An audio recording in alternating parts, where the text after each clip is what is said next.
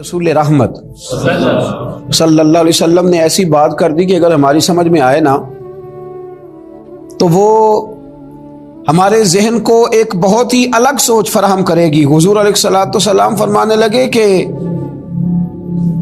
مجھے اپنی امت پر غربت کا ڈر نہیں ہے، غریب ہو جائے گی، فاقوں سے مرے گی۔ فرمایا یہ تو مجھے ڈر ہی نہیں ہے، بلکہ نبی پاک علیہ الصلوۃ والسلام نے فرمایا مجھے تو اس بات کا ڈر ہے کہ تمہارے اوپر دنیا کشادہ کر دی جائے، تمہیں زیادہ مال ملے گا۔ ڈر تمہاری غریبی کا نہیں، بلکہ محبوب فرماتے ہیں ڈر تمہاری دولت کا ہے۔ ڈر تمہارے فاقوں کا نہیں، ڈر تمہارے زیادہ کھانے کا ہے۔ ڈر تمہارے جھونپڑی میں رہنے کا نہیں، ڈر تو تمہارے بنگلوں کا ہے۔ نبی رحمت علیہ الصلوۃ والسلام نے فرمایا کہ ڈر تو اس بات کا ہے کہ تم پر دنیا کشادہ کر دی جائے گی، دنیا تم پر پھیلا دی جائے گی، وسیع کر دی جائے گی۔ تم نے اس چیز سے بچنا ہے، تم نے اپنے آپ کو اس چیز سے محفوظ کرنا ہے، دنیا کے پیچھے دوڑنا، دنیا کی بات کرنا۔ اور پھر دیکھیں حضور علیہ الصلوۃ والسلام نے نا روحانی دنیا کے اندر جھانک کر ہمیں نصیحت فرمائی، روح کے اندر اتر کر بات بتائی، دل کی گہرائی تک پہنچ کر حضور نے ہمیں بات سمجھائی، دل کی گہرائی تک۔ نبی کریم علیہ السلام نے کس انداز میں مثال دیکھی، حضور فرمانے لگے دو بھوکے بھیڑیے، ایک ہوتا ہے بھیڑیا اور ایک ہوتا ہے بھیڑیا بھی ہو اور بھوکا بھی ہو۔ فرمایا دو بھوکے بھیڑیے بکریوں کے ریوڑ میں چھوڑ دیے جائیں اتنا نقصان نہیں کرتے جتنا مال کی محبت اور عزت کی محبت، کہ مجھے بڑائی دی جائے، مجھے آگے بٹھایا جائے، مجھے اعزاز دیا جائے۔ فرمایا جتنی مال اور چاہا جانے کی محبت، شہرت کی محبت انسان کے دل میں تباہی کرتی ہے، اتنی تو دو بھوکے بھیڑیے بکریوں کے ریوڑ میں بھی تباہی نہیں کرتے۔ جتنی چاہا جانے کی، شہرت کی، دولت کی محبت، نبی کریم علیہ الصلوۃ والسلام نے ہمیں سمجھایا ہے کہ تم ضرورت کا مال ضرور حاصل کرو، لیکن یارو اس کام کے پیچھے لگ جانا اور دولت ہی دولت کو منشور بنا لینا، رات کو گن کے سونا، صبح اٹھنا تو پھر دوبارہ گننا شروع کر دینا، پھر ان کو گنتے ہی رہنا اور گنتے گنتے ہی زندگی گزار دینا، اور ہمیشہ سامنے والے کی دولت پر پوری توجہ رکھنا کہ وہ کہاں سے کماتا ہے، کہاں سے لاتا ہے۔ آج تو یہ دور آ گیا ہے کہ لوگ اپنے پیسے بھی گنتے ہیں، اور جن جن سے تعلق ہوتا ہے ان سب کے بھی پیسے گنتے ہیں، ان کے بھی شمار کرتے ہیں، ان کا بھی حساب کرتے ہیں۔ نبی کریم صلی اللہ تعالی علیہ وآلہ وسلم نے ہمیں بڑے خوبصورت لفظوں کے اندر بات سمجھائی، مسلم شریف میں موجود ہے۔ اور اگر ہم حضور علیہ الصلوۃ والسلام کے لفظوں پر غور کریں تو دیکھیں منظر کیا بنتا ہے، کتنی بڑی سچائی ہے زندگی کی جو سامنے آتی۔ حضور علیہ السلام فرمانے لگے کہ انسان کہتا ہے میرا مال، میرا مال، میرا مال، میرا مال۔ فرمایا نا بھائی، تیرا تو وہ مال ہے جو تو نے کھا لیا ہے یا پہن لیا ہے۔ اسلام کہتا ہے کہ مال تمہاری ضرورت ضرور ہے، اس کو ضرور حاصل کرو، لیکن اگر مقصد ہی مال کو بنا لو گے، اگر تمہارا ذہن ہی یہ بن جائے گا کہ میں نے 2 کے 4، 4 کے 8 اور 8 کے 16 کیسے کرنے ہیں، تو یہ تمہاری روحانی زندگی کو تباہ کر دے گا۔ تو تم انسان کم اور پیسے جمع کرنے والی مشین زیادہ بن جاؤ گے۔ جس قدر آپ کو کپڑوں کی ضرورت ہے، اگر آپ اتنے کپڑوں کے اندر رہیں گے تو آپ خوبصورت لگیں گے،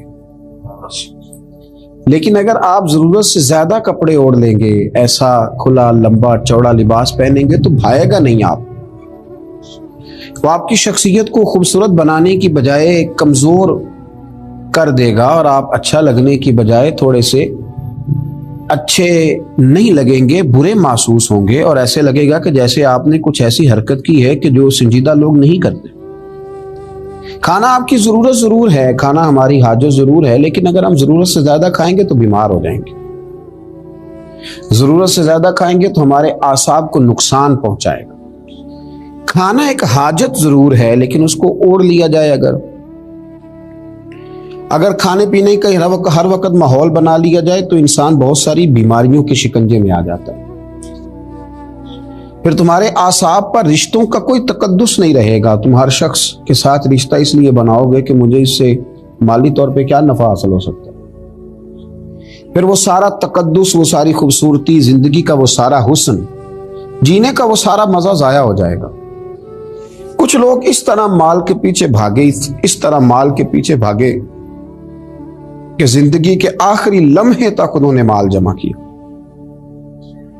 ना वो कहीं रिटायर हो पाए, ना वो कहीं खामोश हो पाए, ना वो जिंदगी में कोई और काम कर पाए, बस आखिरी लम्हे तक उन्होंने माल जमा किया। तो अल्लाह ताला ने उसे कुरान पाक में बयान फरमा दिया, फरमाया अल्हाकुमुत तकासुर, तुम्हें माल ज्यादा तलब करने की ख्वाहिश ने गाफिल कर दिया, हत्ता ज़ुरतुमुल मकाबिर, यहां तक कि तुमने कब्रों का मुंह देख लिया।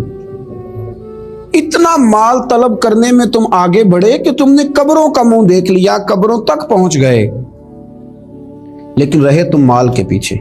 एक बहुत बड़े दौलतमंद का मैं एक दफा उसका इंटरव्यू अखबार में छपा तो मैं देख रहा था, तो किसी ने उससे पूछा कि दौलत कैसे कमाई, तो कहने लगा जी मैंने 10 लाख वाला काम भी नहीं छोड़ा और 10 रुपए वाला भी नहीं छोड़ा, सारे काम किए, बस कोशिश की कि जहां से आ जाए उसे हासिल कर लेना चाहिए।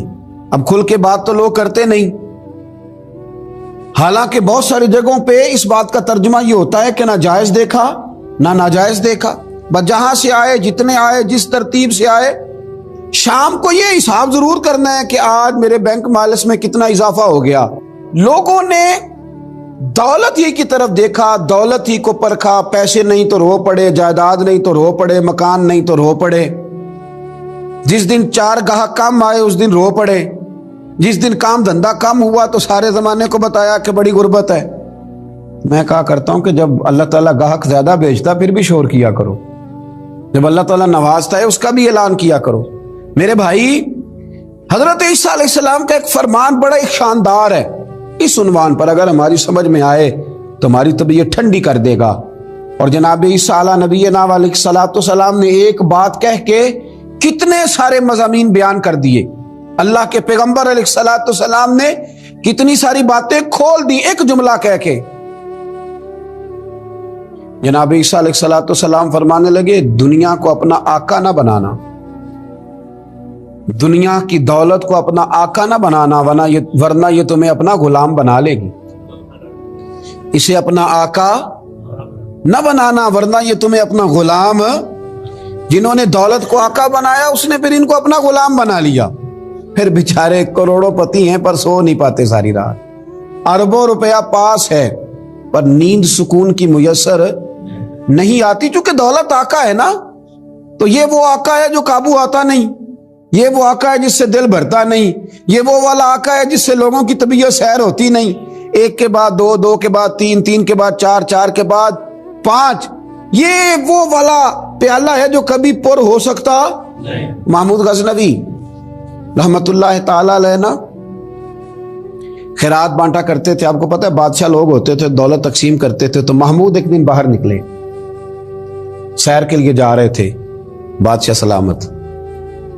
तो बाहर निकले तो कहा जितने फकीर है ना सबको बुला लो, आज मेरा दिल है मैं निकलता जाऊं और खैरात बांटता जाऊं, निकलता जाऊं और खैरात तकसीम करता जाऊं।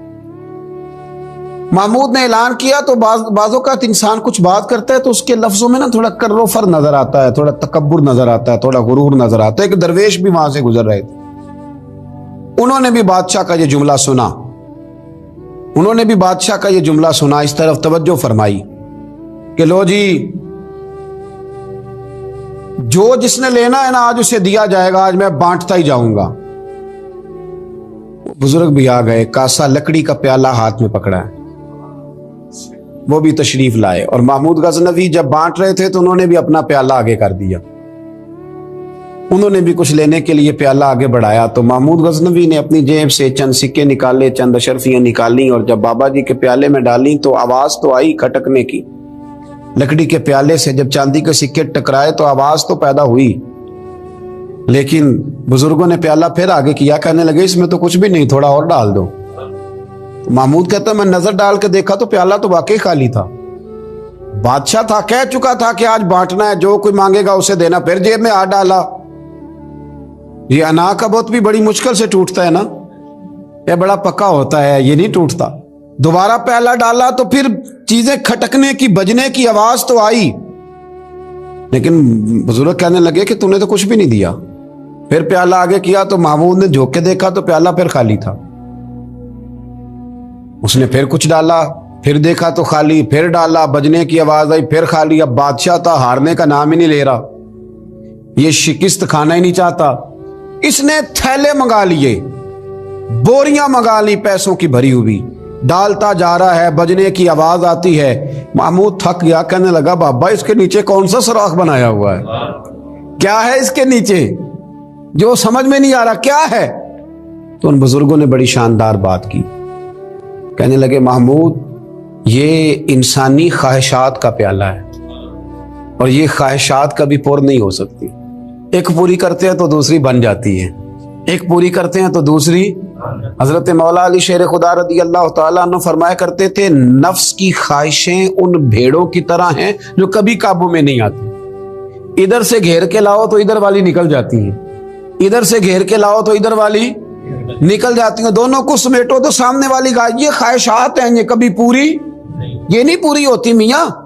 پھر انسان آگے سے آگے بڑھتا رہتا ہے، ہرس کرتا ہے، لالچ کرتا ہے، طمع کرتا ہے، لینے کی خواہش پیدا کرتا ہے، لیکن یہ چیزیں کبھی اس کے حق میں مؤثر ثابت نہیں ہوتی. ہاں میرے نبی کریم علیہ الصلوۃ والسلام سے پوچھا گیا تھا یا رسول اللہ ذلت کیا ہے؟ فرمایا لالچ کرنا. تو حضور عزت کیا ہے؟ فرمایا جو رب نے تجھے دیا اس پہ راضی ہو جا، اللہ عزت عطا فرما دے. قناعت میں عزت ہے، لالچ میں ذلت ہے. تو ہرس کرنا، ہوس کرنا، مال کے پیچھے بھاگنا.